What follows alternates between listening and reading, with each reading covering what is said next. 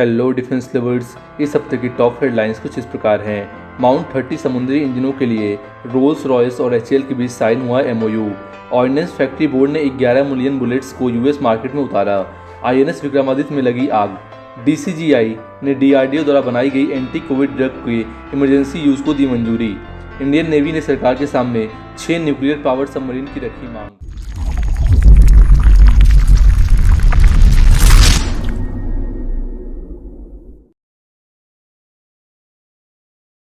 Indian navy पिछले 40 वर्षों से अपने युद्धपोतों में गैस टरबाइन टेक्नोलॉजी का इस्तेमाल कर रही है। हाल ही में एचएएल और रोल्स रॉयस के बीच साइन एमओयू में रोल्स रॉयस के MT-30 मरीन इंजन्स को इंडिया में ही असेंबल, इंस्टॉलेशन और मार्केटिंग पर सहमति बनी है। रोल्स रॉयस के प्रेसिडेंट टॉम बेल ने यह भी कहा है कि भारत अभी अपने डिफेंस सेक्टर को आधुनिक और आत्मनिर्भर बना रहा है। हम जल्द ही MT-30 मरीन इंजन्स एचएएल के साथ मिलकर भारत में इंट्रोड्यूस करेंगे। आपको बता दें कि MT-30 गैस टरबाइंस काफ़ी मैच्योर, टेस्टेड और सक्सेसफुल टेक्नोलॉजी है और यूके TOT यानी ट्रांसफर ऑफ टेक्नोलॉजी के साथ एचएएल को भारतीय वारशिप्स के लिए देगा। नागपुर स्थित ऑर्डिनेंस फैक्ट्री बोर्ड ने 11 मिलियन राउंड बुलेट्स जो कि 5.56 × 45 mm कैलिबर की हैं, गुरुवार को यूएस के लिए रवाना कर दिया है। आपको बता दें कि बुलेट्स का निर्माण नाटो के स्टैंडर्ड्स के अनुसार किया गया है। 5.56 × 45 mm वही कैलिबर है जिसका इंडियन आर्मी अपने इंसास असॉल्ट राइफल्स में इस्तेमाल करती है।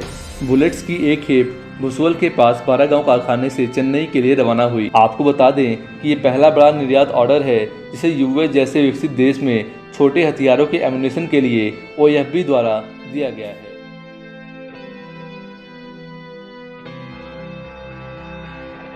भारतीय नौसेना की विमान वाहक पोत INS विक्रमादित्य में शनिवार को मामूली आग लग गई थी। हालांकि ड्यूटी पर मौजूद कर्मियों की सतर्कता और तुरंत कार्रवाई से विक्रमादित्य में कोई भारी क्षति नहीं हुई है और अभी तक किसी के हताहत होने की कोई खबर नहीं आई है और विक्रमादित्य अपने रूटीन मिशन पर जाने के लिए बिल्कुल तैयार है। हालांकि अभी तक आग लगने के कारण का पता नहीं चल पाया है।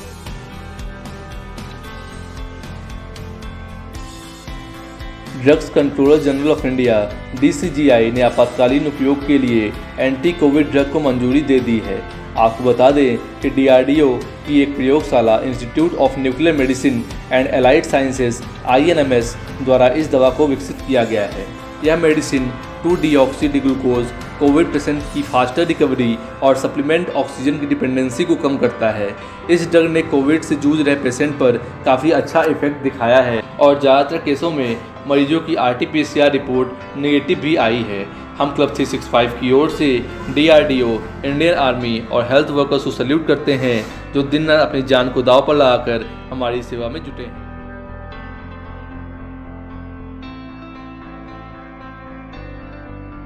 क्वाड, यूरोपीय संघ और यूनाइटेड किंगडम के साथ इंडो पैसिफिक को नए रणनीतिक मोर्चे के रूप में मान्यता देने के साथ भारतीय नौसेना ने महामारी के बाद समुद्र की चुनौतियों का मुकाबला करने के लिए 6 न्यूक्लियर पावर्ड सबमरीन के निर्माण के लिए अपनी आवश्यकता से सरकार को अवगत कराया है। नौसेना प्रमुख एडमिरल करमबीर सिंह ने 3 मई को भारतीय नौसेना की ऑपरेशन समुद्र सेतु की चर्चा करते हुए नौसेना की आवश्यकताओं का उल्लेख किया।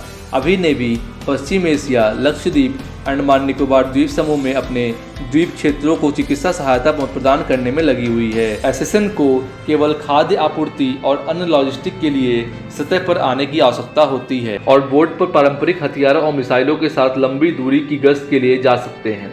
अब तक भारत के पास अगला श्रेणी की एसएसएन जो रूस से लीज पर है और एक स्वदेशी रूप से बैलिस्टिक मिसाइल पनडुब्बी SSBN का निर्माण अगले वर्ष तक पूरा हो जाएगा। वहीं चीन के पास अभी 7 SSBN और 12 SSN है जिसको काउंटर करने के लिए भारत ने 6 अतिरिक्त P-8I विमानों की खरीद को मंजूरी दे दी है। दोस्तों, डिफेंस अपडेट्स की इस एपिसोड में इतना ही। अगर आपका कोई सजेशन या सुझाव हो तो हमें कमेंट सेक्शन में ज़रूर बताएं और अगर आपने अभी तक क्लब 365 को सब्सक्राइब नहीं किया है तो कर लीजिए। हम आपके लिए भारतीय सेना से जुड़ी महत्वपूर्ण जानकारी लाते रहते हैं। धन्यवाद। मास्क पहनिए, अपना और अपने परिवार का ध्यान रखिए। मिलेंगे अगले एपिसोड में। जय हिंद।